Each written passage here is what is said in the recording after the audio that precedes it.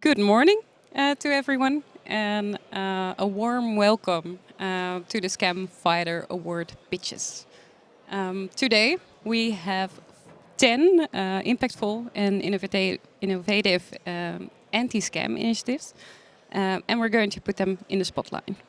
And few of them we're going to reward with awards. And why we are doing this. It's very important if you have these great initiatives to give them the stage and to recognize their efforts in fighting scams across prevention, detection, disruption, and enforcement. And what we did in the period leading up to this event, we received 40 applications for these awards. And I have a jury, and I'm going to introduce them as well. They're sitting on the first chairs. And what we did from these 40 initiatives, we selected 10. So there has been like already perfect 10 initiatives. And I will explain you how this session works. So behind me, you see the different categories. So for each category, so awareness, education, cross-sector collaboration, investigation and research, policy and regulatory initiative, and technical solutions, we have for each category, we have 2 pitches. And then, if after each category, so we have 1 category, 2 pitches, and after each category, the audience, you, will have the opportunity to vote for your favorite initiative by scanning the QR code on the screen. It's not a scam. And please note that you only can vote once per category. Yes. Moving on towards the jury. So what I told you, we've been together as a jury before, and I really want to introduce you to the jury. Maybe you can stand up shortly. So we have Angelique Mier from the European Commission. We have Evada Sileris from Europol. We have John Kirwan from TikTok. We have Nick Stapleton from BBC Studios. And we have Thomas Rousson from Orange. And my name is Lynn van Weijgaard, and I work for the Dutch Banking Association. So as a jury, we'll be listening to the pitches very carefully, of course. And move on. Yes. We'll be listening, and then what we're doing is you can vote. It's 50%, and then our vote is 50% as well. We will not announce the winners. We'll do it in the afternoon.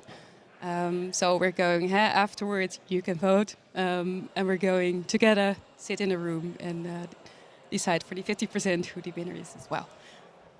Okay, next.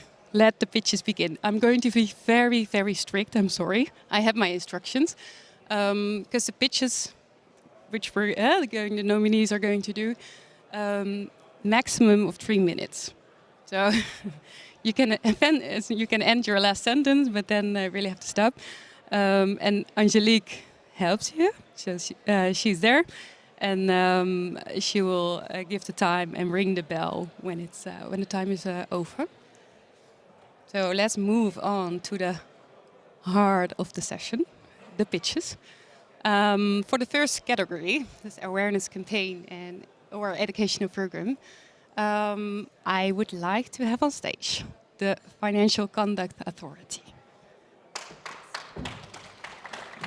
Well, good luck to you. Thank you very much. Do I have the... Thank you. Hi, everyone. My name is Mitten. I'm the Head of Campaigns and Events at the FCA. And essentially, we have been running a campaign called Scam Smart for many years. And what we decided that we'd identified from the research that we run on a regular basis is that performance of the campaign had started to suffer, and we needed to find a different way to communicate our message to consumers. And so we conducted some research to understand the audience and to identify what would be most impactful for this audience in terms of the messaging that we wanted to deliver and how to increase the impact of our campaign.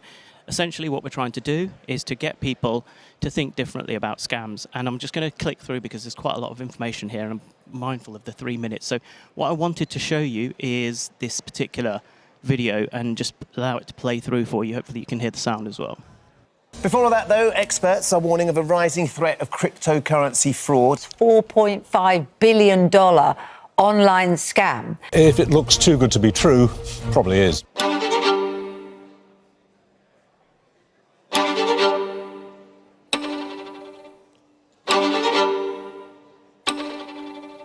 Sorry, everyone tells you to invest.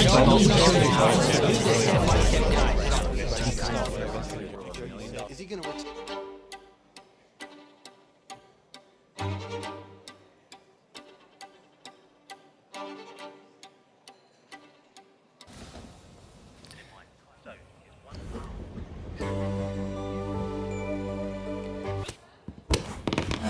Before you seal the deal, check if it's real. And if a company's authorized by the FCA.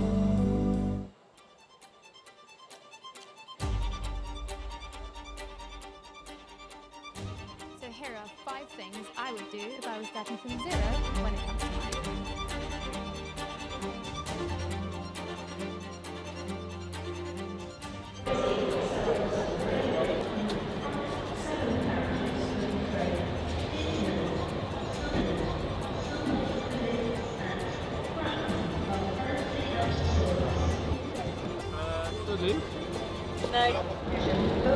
And then the seal. Oh my god. Oh, hello. Oh, there we go. Fortune cookie. Oh.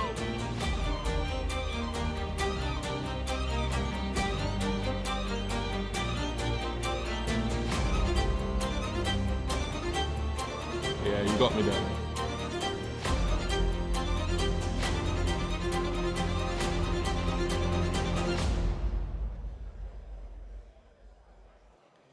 So a complete reprioritization of scam messaging from the FCA and a completely different way to think about scams. Essentially, what we wanted to do is to move people away from thinking about the warning signs and really realign ourselves with the investor journey, thinking about how they can make better informed decisions and building confidence in the decisions that they do take. And this is just the start of this particular campaign progress. What I really want to get to is a place where we can say to the British public, the idea of where we say just Google it, we say just firm checker it, and we put that into the public consciousness. Thank you. Thanks a lot. Then we move on to the next page. She's already on the stage. S.A.F.E by Ayleen. Good luck. Thanks.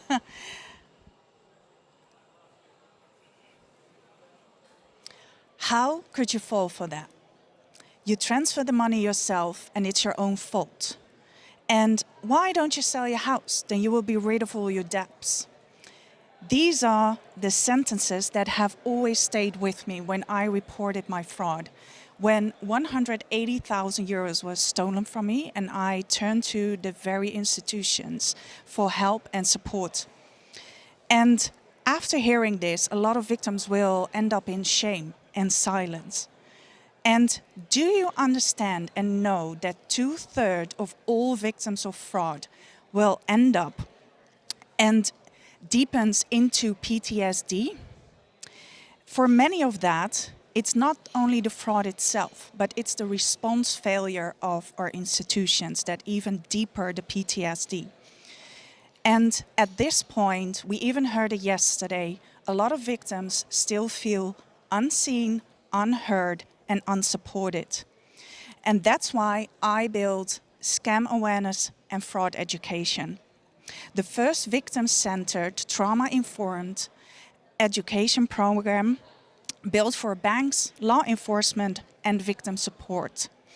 5 modules that takes a professional from understanding the psychology of fraud into breaking the scam spell, organizational change to really make an organization more victim-centered.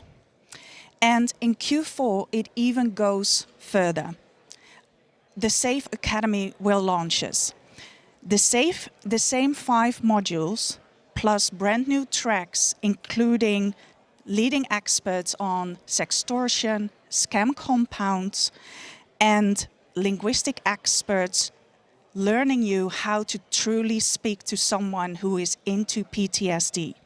And the 5 online modules will also be available for white label. So you can implement them directly into your organization under your brand. And S.A.F.E is not only built for professionals, it's built for individuals too.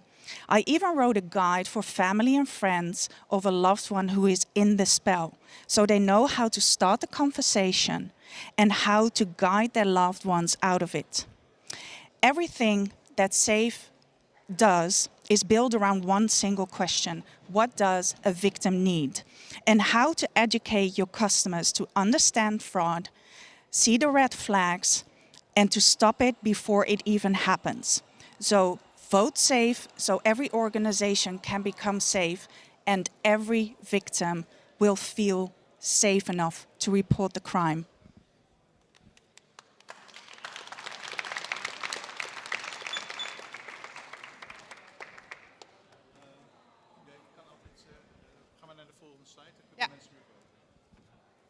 Okay. Thanks a lot, Ayleen.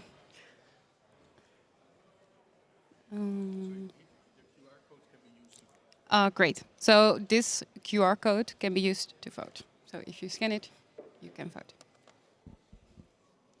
Great. Then we move on to the next category. And that is best cross-sector collaboration. And I'd like to invite you to the stage. Cifas, here you go, and good luck. Thank you very much. Thank you, everybody.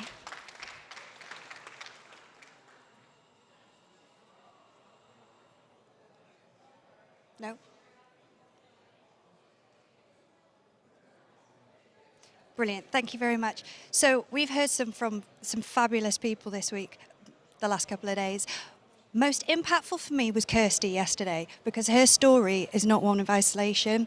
She is unfortunately one of many people. Sorry, this clicker's not working. Green button, big one. Yeah, there you go. She's not alone, unfortunately. There is a staggering 9.4 billion worth of stolen consumer money over the last 12 months. Of course, there's lots of different stats put out there over the last couple of days, but that's the one that we're working from. And 80% of that is scam incidents that are digitally enabled. And of course, most people aren't aware until they actually lose money, unfortunately, and when they contact their banks. So the impact is, sorry, thank you. So the impact is massive.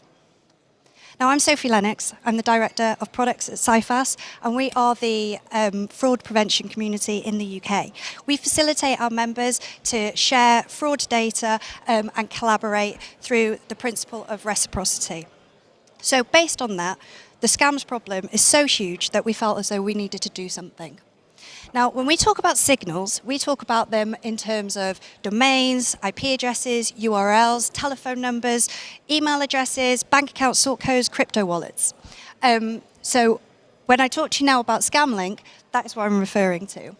Now, I'm going to cut straight through because I don't have a huge amount of time. ScamLink is fundamentally made of 3 stages. So the first one is signal sharing from our members, victim-reported data, through ScamLink so that we can share it with our big tech partners. That includes Meta and very recently the GSC, which we're really happy with. In fact, on day 1, we shared 541 signals with them from our members' reported signals.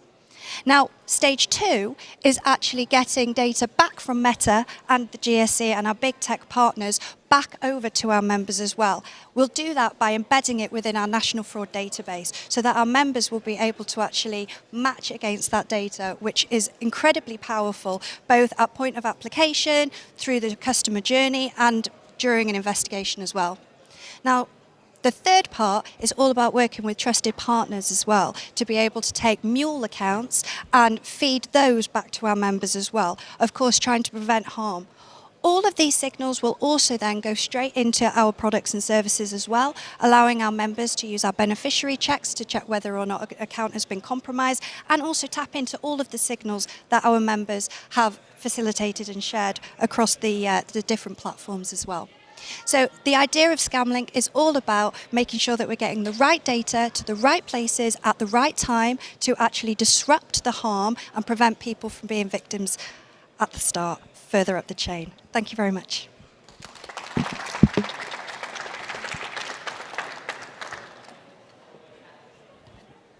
So thank you for your great pitch. We move on.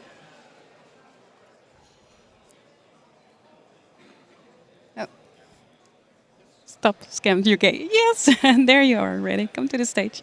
And good luck. Thank you.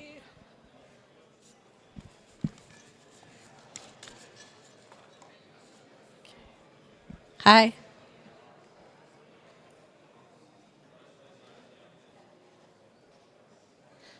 Great, thank you. This is actually not my story. This is really the story of a very bloody-minded gentleman by the name of Brian Webb, who works for BT, the telco company in the UK.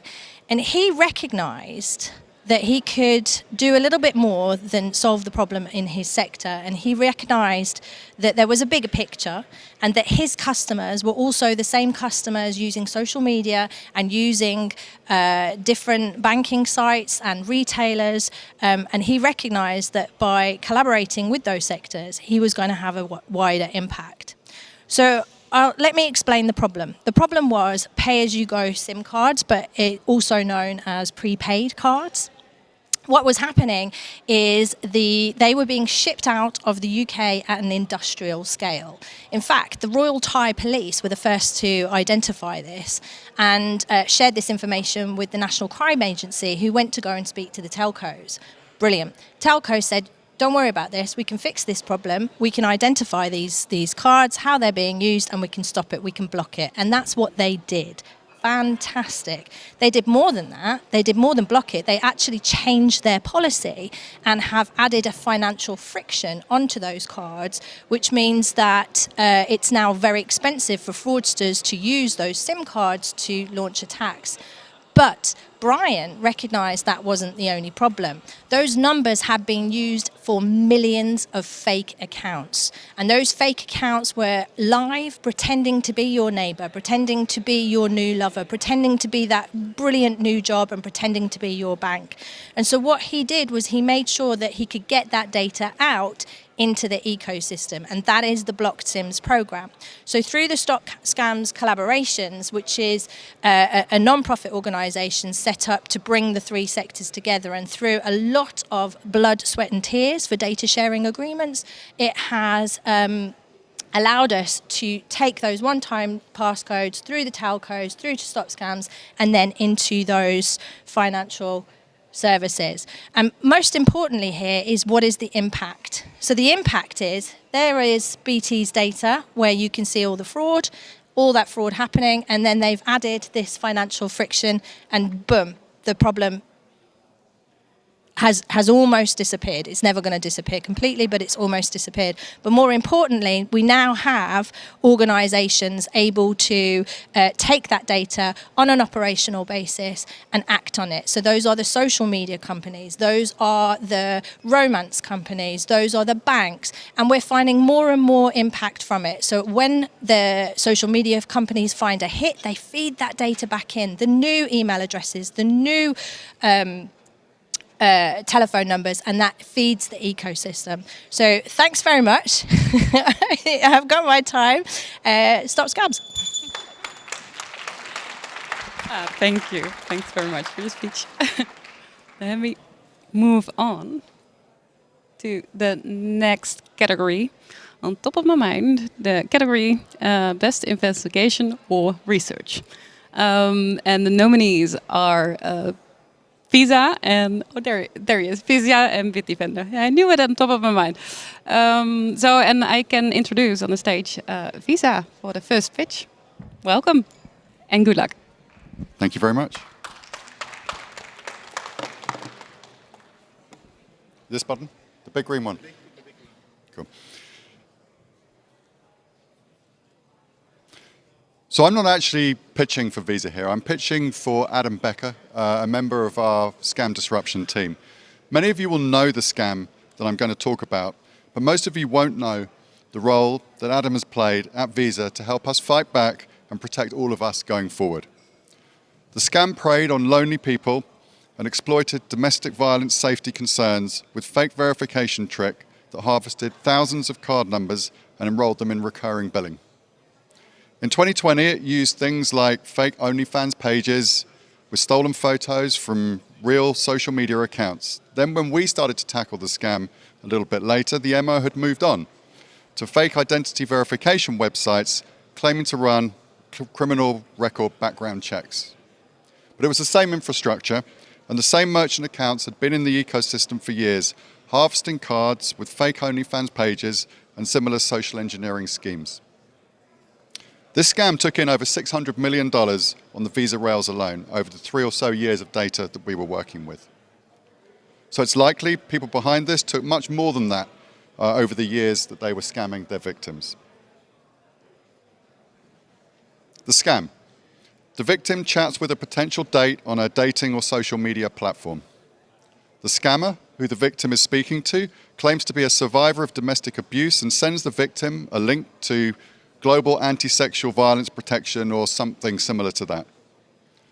The scammer then tells the victim to enter their card details so the website can run a background check and confirm their identity. The victim enters their card details and gets a decline message, prompting them to try another card. However, every card they try then gets enrolled into the recurring billing scam.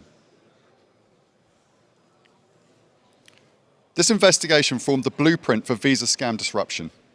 Adam's work enabled us to take 17 suspicious merchants and link them to acquirers, countries, and regions across the world to uncover a network of 4,700 merchant accounts, all tied to the same central operators and gateways. We then took action with acquirers, and within a few weeks, the payment volume was down to almost zero. A huge win. Visa scam disruption works because of the network-level view we have. We can make the connections between victims scammed in Paris and those scammed in Singapore. We map out the payment flows and link it all together in a way that can't be done at the acquirer and issuer level. Around 8 months after Visa's enforcement actions, which took the payment volume down to zero, Europol announced a coordinated action day as part of Operation Chargeback. Operation Chargeback covered some of the same people and businesses that were central to the dating verification scam that we tackled, and we provided a detailed referral to law enforcement. Visa can deploy amazing technology and solutions to tackle scams, but when you add on the incredible subject matter expertise and passion that Adam and others bring to our operation, the results are amazing.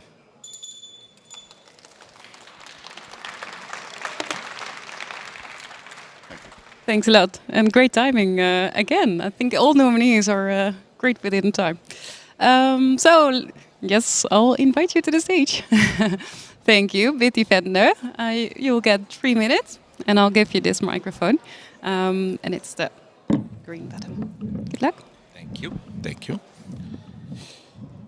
Oh, we're beyond that. Where's my slide? Okay. Okay. So this is the easiest pitch I ever had to make in my life, because this is truly a wonderful project that we've been working on for the couple of months. And when I say we, I mean my colleagues back home, and some of them you saw on stage earlier. Some of them are here. Hello, Alina. And being inspired, as I said, by many reports that we see with the perspective of victims, from law enforcement, we saw that there's some information missing. Yeah. So we wanted to fill that gap, yeah, between surveys, victim reports, and the law enforcement's actions by having some of our most important telemetry being put out there in a report in order for the global scam fighting community, for consumers, for law enforcement to actually see what happens behind the scenes. How are hackers actually manipulating trust, platforms, technology to actually get those billions of dollars from companies and users. This is an unprecedented level of detail put into a report. Yeah, I invite you all. It's been launched yesterday at GASA. It's almost 100 pages long, so take your time. But I promise you, it's a great mix of technical details, actionable insights, and details. Yeah, we base this on almost 3 trillion malicious URLs that we see every year. Yeah, 150 million calls analyzed and dissected, so we can see how the scammers are applying the strategies and learn to protect the users out of those. You will see how we end up to this statistic of 1 in 20 SMS messages being sent worldwide being tied to scam infrastructure, how we reach the conclusion of social scam interactions and how large that phenomenon is. And of course, we touch also on some more exotic platforms that are not traditionally known for scammers, but scams are now omni-channel. So it doesn't really matter where the customer is, or the user, or your friend, or your parent, and so on. The scammers will find a way to be there, and we want to show more to the world and help everybody understand how to fight these malicious actors. So, okay. So this is free and public. It's going to be a yearly recurrence. We tackle all the channels available out there, and that we have telemetry on that. And of course, we share as a baseline. Thank you.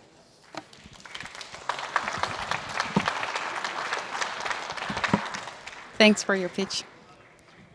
Then we move on to the 4th category. And that's the best policy or regulatory initiative. And I have 2 nominees, Cifas and the Global Fraud Summit 2026. And we start with Cifas. Please welcome to the stage. Thank you all so much. So wonderful, the clicker, excellent stuff. So when Yuri asked us to put in a submission for the Scam Fighter Award, what he didn't mention was we'd be up against the UN, which feels utterly, utterly unfair. So I'm Simon Miller. I'm the Director of Policy, Strategy and Communications at Cifas. We, as my colleague Sophie said, are the UK's fraud prevention service, bringing 800 organisations together specifically to share data. This is the problem we're all trying to fix, right? This is the world of fraud and scams. It's this interconnected, instant, complicated network of organised crime. I'm going to change tack slightly, and I want a bit of audience participation. Who here has spoken about data sharing over the course of the past 2 days? Over previous GASA summits, who's talked about data sharing? Yeah, and how much progress has been made? Not very much, right? Some, but ultimately not very much. So at this rate, and we all know that data sharing is the solution, and we all know that international data sharing is the solution to genuinely preventative fraud protection and prevention work, it's going to take, by some estimates, almost 350 years for us all to have legal certainty that we need across 195 jurisdictions to be able to share data effectively with one another. Our response is that simply is not good enough. There's got to be another way forward. We have got to stop banging our heads against the wall and telling each other that we need to somehow get a bit of legislative change here to make the difference. So we came up with something called the International Fraud Data Standard. It's a really, really simple idea. Rather than work through multiple different jurisdictions, if you have a global safe harbour, backed by a certification regime, underpinned by standard terms, you can reduce the time it makes to conclude a data sharing agreement from years to a matter of weeks. And that means you can share data with confidence, knowing that the people that you're sharing data with are certified, work to a certain standard, and have got all the legal gubbins in place to make it happen and make it happen quickly. But critically, an international fraud data standard will ensure that you have privacy, accountability, legal compliance, all the things that we need to be able to do this with confidence. So we've been talking to people, and people like it. S.A.F.E likes it. Our colleagues at the UN like it. GASA likes it. Big Tech likes it. There's a solution here that people want to buy into. I'm going to move on very quickly. We've done some work whilst we've been talking to people about the stages that it would have to have. Governance, a standards layer, an operational layer, and a technical layer. We've also done some work on the principles that would underpin it. Prevention at speed, data minimization, so it causes less issues, decentralized operations, so you can have multiple different networks. What we have, ultimately, is a concept, oh, that's one slide too many, I'll see if I can go back, with clear purpose, a safe harbour, scope and limitations, protection and accountability, all that will enable us all to do the right thing, do it at speed, and make a real difference in the fight against fraud. And we've got a campaign, and we have hundreds of organisations signed up to work with us. Thank you so much. Thank you. Okay, then we move on to the second nominees. Yes, Interpol and UN. Here you go. Good luck. Thanks a lot.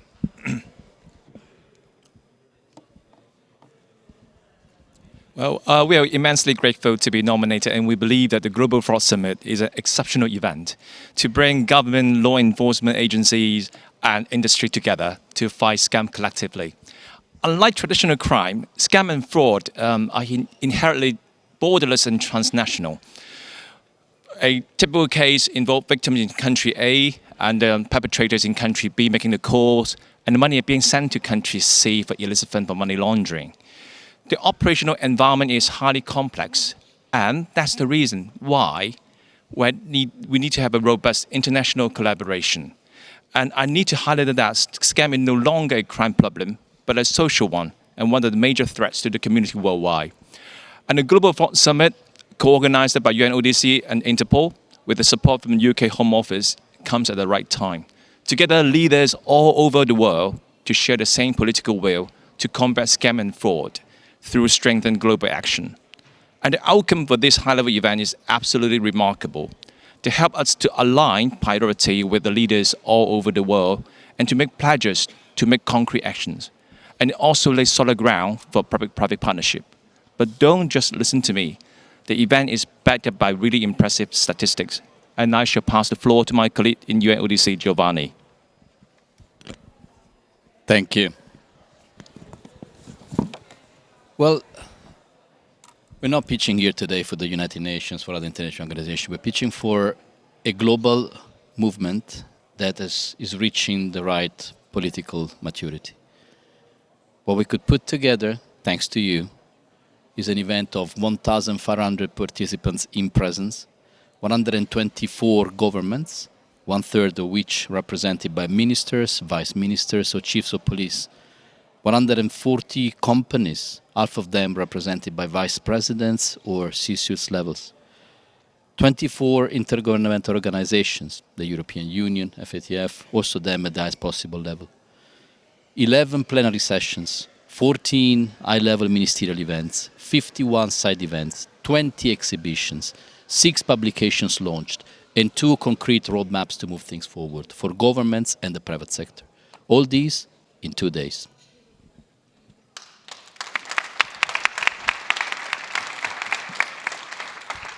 Thank you for your great pitch. Okay.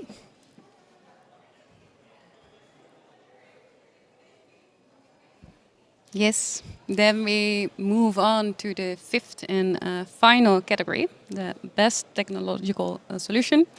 And we have 2 nominees, Charm and S.A.F.E. And I'd like to invite on the stage, Charm.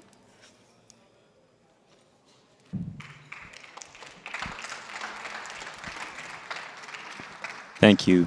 Yeah, it is strange to listen to myself. Good morning, everyone. My name is Roy. I'm the co-founder and CEO of Charm Security. We're a company building the Agentic AI workforce to fight fraud and scams. Or in simple terms, we develop and deploy AI agents that are like expert fraud and scam prevention that are deployed in organizations from the back office investigation to the frontline intervention with the end customer. When we see fraud and scams today, they are very much human-centric from the very first signal, right? So attackers use deception and manipulation to eventually exploit human vulnerabilities at scale. And the problem is that existing solutions focus on detection.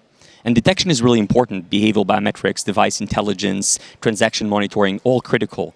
But the problem is that they raise a flag that something is suspicious, but they don't necessarily solve it. So we need to move from detection to action. And this is what we do at Charm Security. We develop AI agents that can actually prevent and resolve scams and fraud in real time.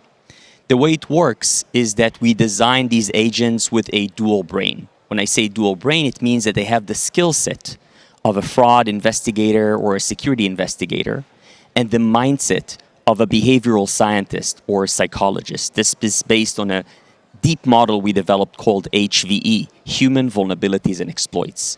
And it allows our agents to work, our AI agents, to work across multiple capabilities in organization, from investigating alerts coming from different systems, to intervening in real time with customers and users, to resolving the problem eventually, and to prevent future cases by collecting intelligence from existing cases. Let's see this in action with an example from a money movement. So in a money movement situation, in this case, Charm takes signals coming from different systems and identify as an investigator that something seems suspicious and requires, in this case, intervention with the end customer. So Charm actually investigated the case.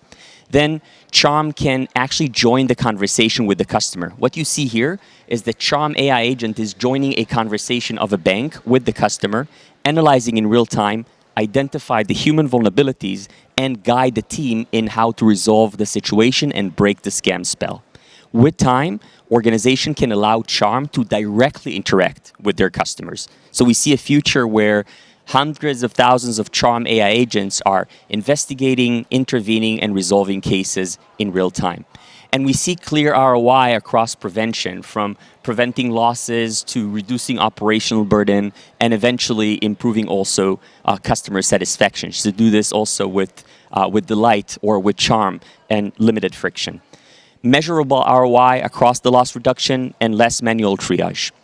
To summarize, I know we only had 3 minutes. In the face of this scamdemic, Charm is here to break the scam spell. I invite you to connect with me. This is my LinkedIn, and I will be here later to answer any questions. Thank you so much.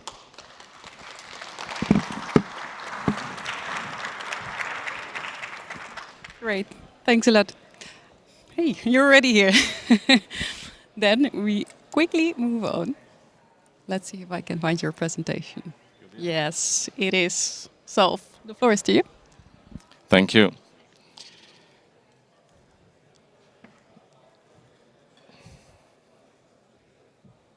The problem we are solving is a problem that hits banks every day as we speak.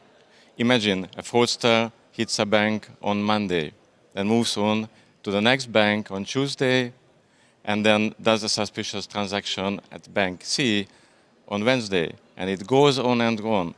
And all the smart tools that banks deploy inside the banks will never catch that the guy did something bad at another bank on another day.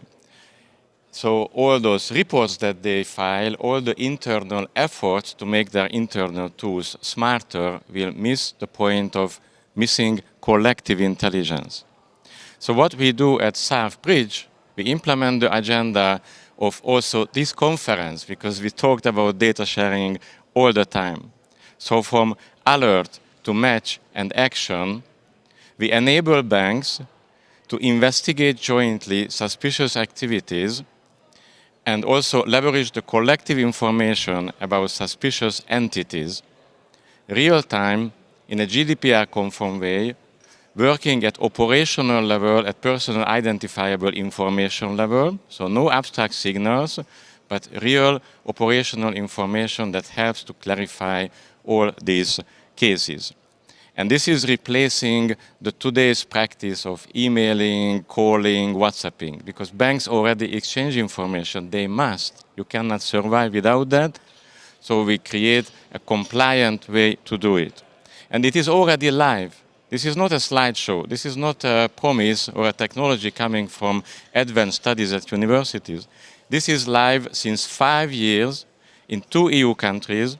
And I hope that in the next few weeks we will announce also further EU countries where whole banking consortia, so a setup of banks, come to our platform with measurable KPIs and measurable change, and already over €3 million funds recovered. And this is the money that was stolen from consumers and lands back in their pockets. So it's not about whether to share data, it's about joining the sharing of data. And this is what we enable for banks, PSPs, and including also law enforcement in already 2 EU countries. Thank you very much.